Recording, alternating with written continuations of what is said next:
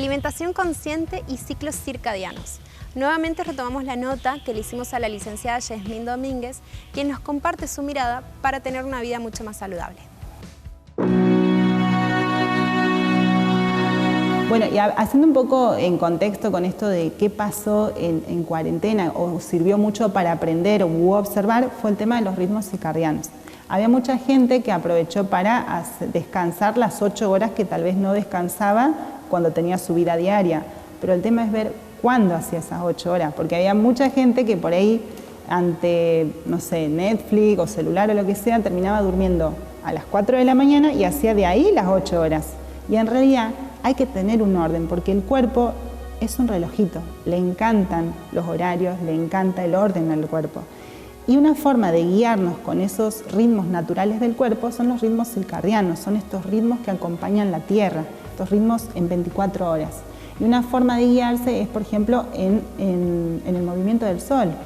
Si nosotros viviéramos en medio de la naturaleza, estaríamos como que a medida que va apagándose el sol, nosotros también iríamos disminuyendo nuestra energía, nos acostaríamos y dormiríamos, porque, a ver, el cuerpo tiene sus momentos, ¿no?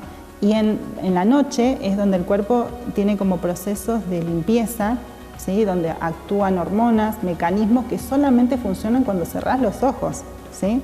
Porque no tiene luz, entonces empieza a activarse una serie de mecanismos para cumplir con esa función que yo le digo siempre, la ordenanza a la noche, que es el que limpia. Y después de 4 a 7 de la mañana ya viene una etapa de eliminación, de depuración, que ahí es cuando está bueno levantarse temprano para tomar agua y ayudar ese ritmo, esa etapa de limpieza o de depuración, porque empezamos a orinar. Siempre que nos levantamos orinamos concentrado, porque es un poco lo que fuimos limpiando.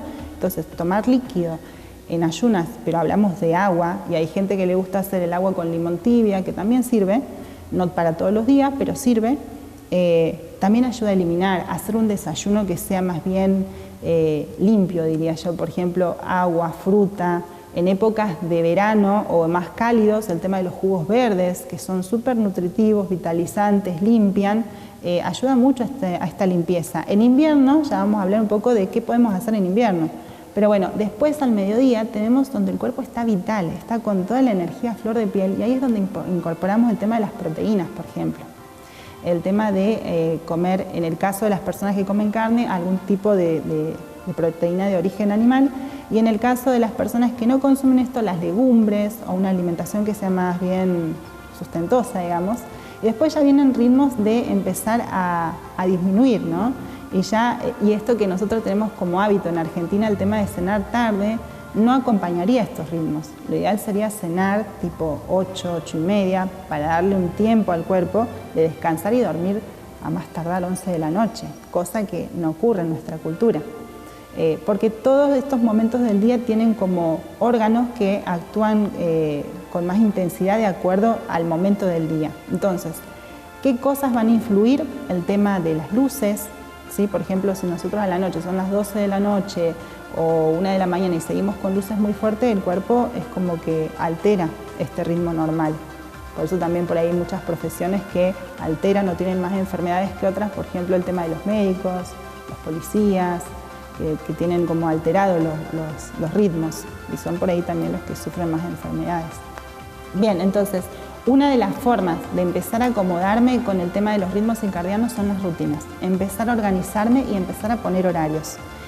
Después eso se genera de forma natural. Al principio es incómodo. Uno de los recursos que se puede utilizar es el tema de las alarmas. Por lo menos a mí es algo que me funciona, el tema de las alarmas, para empezar a ver en qué momento voy a desayunar, en qué momento voy a almorzar, las comidas, la actividad física. La actividad física se recomienda antes del mediodía, o sea, media mañana, y no muy tarde, porque por ahí hay gente que tiene disponibilidad horaria a la noche, y a la noche te altera, o sea, te excita, entonces cuesta muchísimo conciliar el sueño. Entonces, ¿en qué momento del día pongo la actividad física?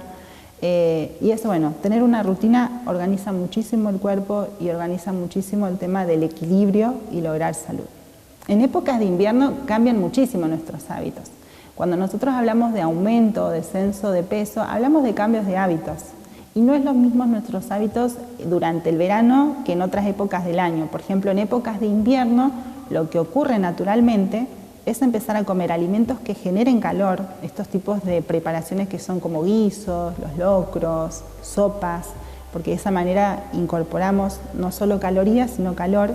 Y también tendemos a hacer menos actividad física porque el frío es como que me hace quedar más en casa, como que haga una especie de invernación. Entonces es muy normal también en invierno aumentar 3 kilos, lo saludable sería entre 1 o 3 kilos, por eso el peso nunca es estático, a lo largo del año hay una modificación porque en esta época del año, por estos cambios de hábito, suele suceder esto. Pero ¿qué pasa si le sumamos la cuarentena, donde estuve con mi hambre emocional, donde no pude resolver de forma saludable, que hablamos de esta capacidad de autocuidarme según lo que está sucediendo, y le sumo el invierno? Entonces llego a la primavera como con un exceso de peso que no lo puedo manejar. Entonces lo que hay que tener en cuenta para lograr equilibrio es disponer un tiempo para movimiento, actividad física. O sea, y la actividad física no necesariamente ir al gimnasio, tiene que ser una actividad que a vos te guste, que puedas mover el cuerpo, que esté en movimiento el cuerpo, no estancarlo, no oxidarlo, ¿sí? El tema de la alimentación, si bien tenemos que no es una etapa o una estación del año donde uno elija por ahí las ensaladas, hay gente que sí, ¿no? Pero naturalmente el cuerpo generalmente busca alimentos calientes, entonces recurrir a las sopas, pero no la sopa de sobrecitos, sino hacerme ese tiempo de hacerme una sopa en casa. Y ahora que tenemos esta información o acceso a las redes, hay un montón de recetas naturales con respecto a las sopas que no llevan caldo. Podemos hacer guisos, podemos hacer estofados con verduras, podemos poner ensaladas siempre y cuando tengamos algo calentito y dependiendo de la persona, porque como te digo, hay personas que no les afecta el tema de comer frío en invierno.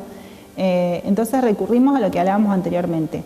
Frutas de estación, verduras de estación, legumbres generan mucho calor, las proteínas de origen animal generan mucho calor, el tema del huevo, las carnes, ¿sí? Generan mucho calor, y los tipos de preparación que yo hago, o sea, esto de generar preparaciones que estén en contacto con el calor, esto que lleven mucho tiempo de hornalla o el horneado, también es una forma de transmitir al cuerpo este calorcito. ¿Qué más? Los aceites o grasas saludables, que hablábamos de los aceites extra virgen de oliva, que es muy recomendable para crudo. Si yo voy a usar en caliente, una oliva pero virgen, no extra virgen, ¿no? Porque voy a romper las propiedades al momento de calentarlo. El tema del consumo de agua, si bien cuesta mucho, un recurso que se puede utilizar al momento de decir, bueno, a mí me cuesta mucho el agua en invierno.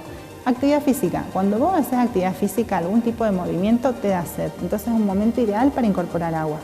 Otro momento es cuando me levanto. Entonces ya tal vez no tome los 2 litros que tomo cuando hace más calorcito, pero ya que tome 1 litro, 1,5 litros, ya acompaña al ritmo natural del cuerpo. Bueno, y con respecto al tema de otro grupo que se recomienda mucho es el tema de vamos por el nutriente, por el calcio. ¿Qué hacemos con el calcio? El calcio generalmente, y más en una cultura argentina, la asociamos directamente a los lácteos. ¿Qué está pasando actualmente con los lácteos? ¿La leche es buena? ¿Es mala? La leche actual, en la forma en la que está producida, no es buena. ¿Por qué no es buena? Por cómo está la vaca al momento de producir. O sea, están en lugares se les llama granjas industriales, donde están hacinadas, donde no pueden moverse. Al no poder moverse, se lastiman, entonces les ponen antibióticos para que no se infecte el tema de sus propias heridas. Tiene una alimentación que también es ultraprocesada, entonces esa vaca no pasta. Entonces un envase de la vaca que termina teniendo un montón de sustancias químicas en un estado de estrés constante, que ese producto que me va a dar la leche, o sea, ese producto que va a ser la leche, termina siendo nocivo para la persona que lo consume. Por eso hay tantos problemas con el tema de la intolerancia a la lactosa, gente que también tiene que ver con una cuestión de la enzima cuando dejamos de consumir, pero como producto, de la forma en la que se produce actualmente, no sería la más saludable. ¿Se puede tomar leche para la gente que toma? Se podría tomar leche siempre y cuando la vaca, se le llaman las vacas felices, tengan su momento de pastar, sea tratada adecuadamente, tenga un trato más amoroso en cierta manera y no tanto como producto. Entonces, ¿qué puedo hacer en estos momentos? ¿Tomo o no tomo lácteo? Y yo diría que vayan averiguando quiénes producen esas vacas. Por ahí en Santiago puede ser un poco difícil, pero el tema de empezar a cuestionar o demandar, nosotros como consumidores responsables somos los que generamos la demanda o la oferta. O sea, entonces a medida que nosotros vayamos demandando un tipo de producto diferente, la oferta tiene que ser diferente. Y con respecto a las personas que optan por no consumir lácteos, ¿dónde encuentro el calcio? ¿Cómo hago para consumir ese calcio? En modos alimentarios vegetarianos o veganos se habla mucho de la biodisponibilidad del nutriente, es decir, aprender a combinar los alimentos para que no interfieran en la absorción, ¿sí? Y aprender a elegir alimentos que si yo estoy buscando el calcio, ver que ese mismo alimento no tenga muchos antinutrientes que no permitan que se absorba. Entonces puede ser que yo busque por internet alimentos fuentes de calcio, pero resulta que ese alimento a su vez tiene sustancias que inhiben ese calcio y no lo puedo absorber. Lo que se hace mucho en estos modos es aprender cuáles debo elegir. Alimentos que tengan calcio pero pocos antinutrientes, ¿sí? Y en ese caso tenemos todo lo que son la rúcula, repollitos de Bruselas, hojas verdes, bueno, que hay que ver cuáles son los que tienen menos oxalatos. Se habla de la vitamina D, esto de tomar sol, ¿sí? Para activarla, entonces tener 15 minutos de un solcito, acá en Santiago que tenemos a la siesta un sol divino, exponernos para activar y también tener algún tipo de actividad que genere impacto o fuerza, porque eso también repercute en lo que es el tema de los huesos. No tanto bici, que no tiene impacto, o natación, sino algo que tenga impacto. Por eso también interviene en lo que es el metabolismo del calcio en los huesos. Y lo que son las semillas de sésamo también son fuente de calcio y las amapolas.